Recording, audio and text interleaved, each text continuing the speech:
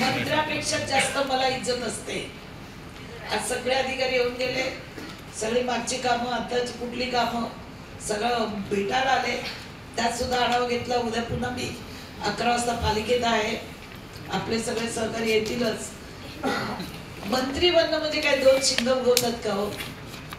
मंत्री बनल्यावर काय बोलणार, आता चांगलं खाता ना ताई, मग चांगला बंगला ना आम्हाला नागपूरला यायचंय. हे सगळं मागत बसण्यापेक्षा काम करा. हे मागणारे लोक आहेत ना, म्हणून दुसऱ्या पक्षात गेले, तुतारी वाजवली ती बंद पडली. मागायचं नाही पक्षात. अमित शाह आले त्या दृष्टी में होते ना, जो नहीं मागता है उसका ही उधर धक्का लिया जाता है. मागायचं नाही. म्हणजे आपण आली ना तिसऱ्यांदा तिकीट, 10 दिवस घरी होती, मी कुठे गेली का? कुठल्या उद्योगपतीला फोन लावायला, अंबानी अदानी फदानीला कुठे कोटी रुपये घेऊन करत होतो, निवांत होतो, देवधर्म करत होतो. आली तिकीट. मला पक्षावर विश्वास आहे, काम करणाऱ्याला इथे संधी मिळणार आहे. आणि लोक 6 वेळा उभे राहिले.